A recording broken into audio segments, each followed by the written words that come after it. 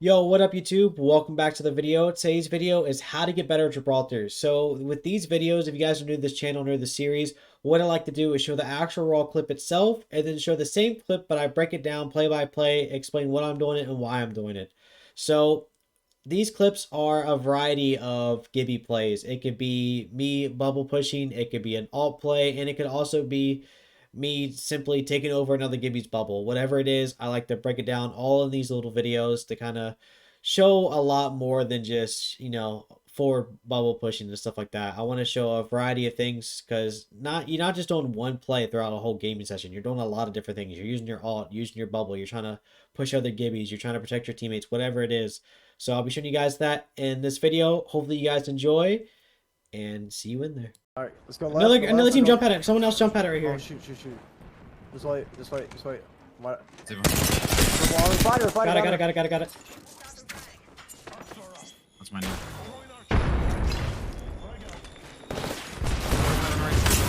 Hit Gibby hard. Wraith one. Got her. Who's dead?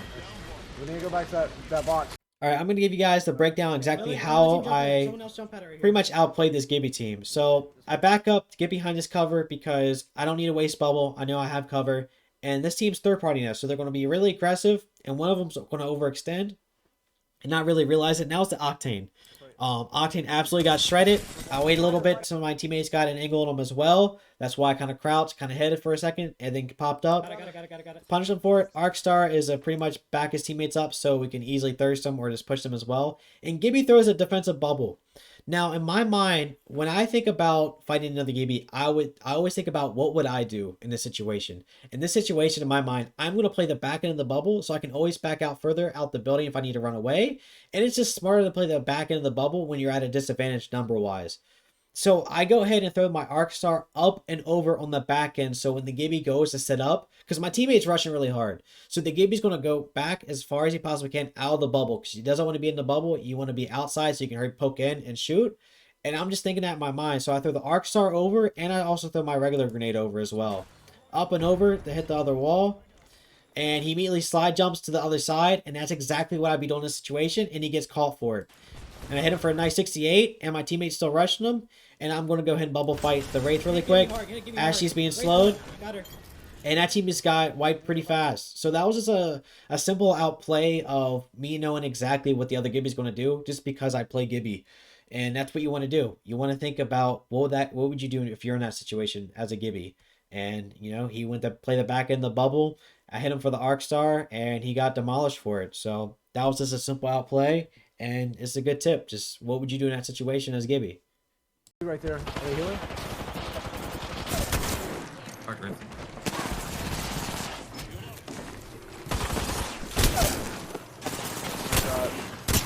Shot. You got all day. Nice shot. Nice shot. Swap armor. All right, quickly break down this clip right here. It's going to be pretty much where to throw your bubble and know who to focus. So right here, I push forward, miss like a bot lord.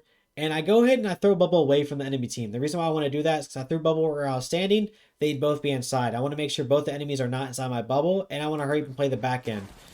Just like the last clip I showed you guys with the Gibby playing the back end. He got hit with my Arcstar. I play the back end right here to adjust to see exactly what they're going to be doing. I see that they're going to be late to the bubble. So I know I can play the front of it and behind my teammate for extra cover. So I go ahead and push forward. And I focused the Wraith. The reason why I focused the Wraith is my teammate called out that the Wraith was broken. So I know I want to immediately get her out the way. And when you're ever in a 1v2 situation, don't think of it as a 1v2, you're at a disadvantage. Think of it as a 1v1 and then another 1v1 after that. Because whenever the bubble's down, you're pretty much separating yourself the entire time away from the other person. So I just ignore the Octane, try to stay away from him, try to avoid damage, and I do so. I avoid the damage from the Octane, hit the Wraith, and I try to set up, even though I took a lot of damage, I know that I'm going to get all that damage that I got taken. I'm going to get it all in my arm shield. So pretty much I'm going to have the same amount of health because of my arm shield. So I adjust it. I took my time to see exactly what was going on in the situation with Octane. And this is how you can easily read somebody. Octane's inside. I'm outside. He's going to want to immediately come outside to shoot me. I hit him for 77. Now there's no reason for this Octane to stand in this exact same spot because I can just blast him again. So his thought is to go inside the bubble, and that's just like an easy read. A lot of times in these 1v1s, whenever you're fighting someone in the bubble, you hit them outside, they're going to go inside. So you hit out, you go back in. It's like a fluid motion. And it's called, I like to call it the work and twerk, because you go out and back in, and it's like a fluid motion, and you get a nice rhythm going. And it's exactly what happens right here, and hit them inside. So it's a pretty much an easy read, and like I want to say 95% of players will easily do this. You hit them outside, they're going to go inside right away. If you hit them inside, they're going to go outside because they're trying to avoid you. But you just get that rhythm going. You shoot, and you want to hurry up and go back outside again. So hit again. It's just an easy read. And always remember that whenever you're fighting someone one-on-one, it's going to be a nice rhythm going.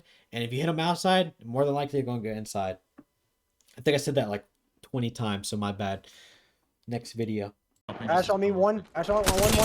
Broke, almost broke. One has perp, one has Ash perp. is one. Ash is one right here in the corner. She popped. Oh, she popped. She popped cell. Nice, Johnny. She got it already. Nice job. No one behind you. Nice job. Big play. Alright, this is going to be a different approach to a tip. This is going to be me explaining what the enemy team did wrong and how you can pretty much take advantage of that. So hit the Bloodhound for 50. Matching called the Ash 1. I throw a bubble. This bubble, by the way, is not for the Ash. It's for the Bloodhound to be aggressive because I'm low ground. About to knock his teammate. He's going to jump down on top of me, and I want to go ahead and have bubble down for he comes down and shoots me, and I have to fumble, throw the bubble down then, and I'm dead after that. So I go ahead and predict I'm going to fight in the bubble, so I go ahead and throw it down so I know I'm safe. I go ahead and knock her, and I try to get in the rhythm. I shoot, miss, and I stay right here. The reason why I stay right here is because he's using a Devo. Devo is the worst weapon, and I mean probably the worst weapon to use in the bubble because it's the most predictable weapon to pretty much follow. And right here, I do what a lot of pros do, and this is what you need to do as well. When you get these fights where someone's just constantly shooting, just stop. You know, get out of that, break that rhythm. You know, you can go in and out all day to follow a lot of people. But if they stay inside like this and they're shooting a gun like that, just stop right there and just be unpredictable. So you kind of want to time it out correctly. And I time it at the exact time he stops shooting because as soon as you stop shooting the Devo, it's hard to ramp it back up to do enough damage. So I pop in, whereas he stops, and I did the same thing again. He runs out of ammo because, again, he was wasting all of his ammo. And right here, you're probably wondering in a clip why the Octane not shoot me. You know, he had a Mastiff, he's in the bubble. And this is the reason for that. Whenever you're in a 1v2 situation and you're fighting on the inside, I'm not on the inside, I'll go to the inside. Right here. Right here is also when the Octane fell down. When you're fighting a 1v2 situation, if you're fighting someone inside, more than likely their teammate is not going to rush inside. Sometimes they do. Sometimes they're ultra aggressive and your bubble just gets hammered. But if they try to play it smart and like coordinated, one will be inside, one will be outside, and that's how you can outplay it. That's how you make it a 1v2 situation to a 1v1, another 1v1. So I make sure I avoid the Octane at all times until I need to focus him. That's why I go forward. I go out because I know the Octane's going to try to hurry me go inside because his teammate got knocked. And I was inside the bubble for a while. As soon as he goes in, I hammer him as soon as he's walking in. So that's what the Octane did. It wasn't really a bad play. He was just waiting for the opportunity for me to pop out so he could hit me. And I never popped out. So he walked in right as I walked out. And I punished him for it. So that's what happens in those situations. It wasn't a bad play by the Octane. It just I never walked out because I knew what they were trying to do. So if you're ever in a 1v2 situation, just think about that. If their teammates standing on the outside, just don't go out because you're going to get blasted. Make sure you try to stay inside, fight the 1v, and then fight the other 1v. Broker 58, white.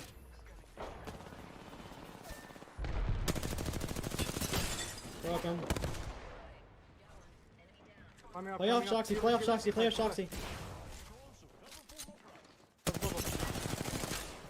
Tim, I need help. I can't because I got no one on me. It's fine. Nice. Use me. Pushing it. Good shit. Alright guys, that clip is pretty much showing you how to use your arm shell at the right time, like knowing when the ADS, when not the ADS. And for the first time in probably a long time, I wasn't using a shotty. I was actually using two primary weapons. I consider a Hemlock and an R301 primary weapons, where R9 is kind of a secondary to me. So I'm using two primary weapons, and I started to use the 301 hip firing. And the reason why I hip fired the 301 is because out of the 301 and the Hemlock, I just rather hip fire in the bubble with the 301 rather than the Hemi.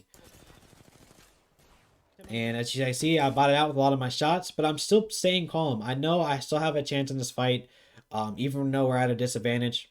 And this is one of those, again, like the previous videos, it's all about that rhythm, going in and out, in and out.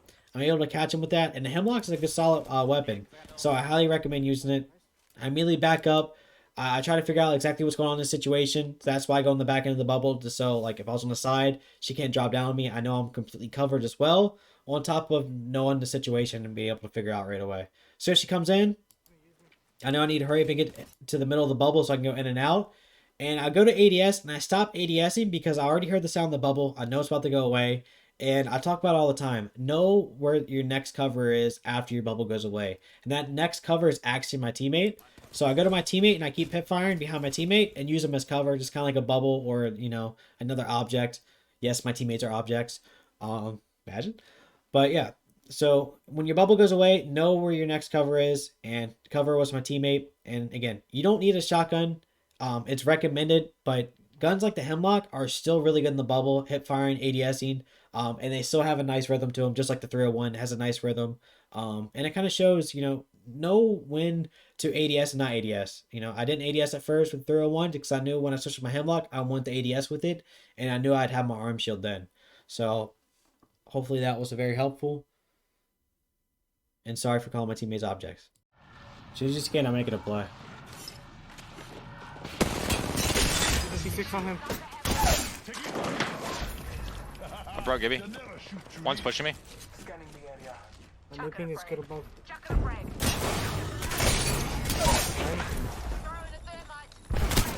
Arc starter. Good. Alright, little backstory. I actually wasn't ratting. I actually crouch walked where Tim is all the way around into the building, and all three of the enemy team is in this building, and my teammates were just taking main focus as I crouch walked. And this is the thing I like to do as a Gibby. Even though this is something like a Wraith should do, an Octane, whatever it is, like a character that has an escape, that's what a lot of those players do. I feel like Gibby can do the same thing. If you get that knock, you're able to bubble and make a play off of it, and keep pushing that team since you have a lot of health. And just take advantage of that. So right here, I said, as soon as you scan, I'll make a play. I didn't need to scan because, again, they had no idea I was in this building. They didn't have Bloodhound and took advantage of that. I go ahead, absolutely beamed her. I misclicked right there. I got a little excited. Blasted her. I go ahead and throw bubble just in case they push down. And now we're at an advantage. They have a player down. I have bubble protecting that player down. They cannot push it. So now it's a perfect 3v2 situation. He broke Gibby, so I immediately know I want to go up top as soon as I possibly can to fight the Gibby. Go ahead and put the Gibby down as fast as we possibly could. Wraith was panicking, and we just collapsed when they're building too fast. So that's a perfect example of go ahead and play in like a smaller legend. Go ahead and play as a Wraith, Go in buildings, flank around, whatever it is. Gibby's going to be that solid player to do that. You can easily hit those 1v1s. You have a lot of health. You should be able to do that. And it's a lot better than a Wraith, A Wraith right there, she'd probably be able to get that knock. Then she have to phase back to her team. Gibby can get that knock and throw bubble down and wait for his teammates to get there to him while he's holding off the other two. The other two didn't push, but again, that's one of those situations where it's a lot better than being a Wraith for the simple fact that you can throw bubble down and still be in the fight, where Wraiths or Pass would have to zip back real quick to get to their teammate and reset and push as a team. Gibby can just stay there and keep being a champion like he is. So hopefully you guys enjoyed this video. Hopefully these tips kind of help. I know they sometimes go all over the place. They touch on like a lot of different things all in one video, especially this video did. I kind of didn't keep a theme going. I normally do. I think the only theme I would say is the rhythm of the bubble, go in and out. It's always nice to have a rhythm going, and you can kind of get that rhythm going. And a lot of enemy teams, they'll follow you. They love dancing. They love the work and twerk. So hopefully you guys enjoyed the video. Hopefully it's really helpful, and see you guys in the next one. Peace.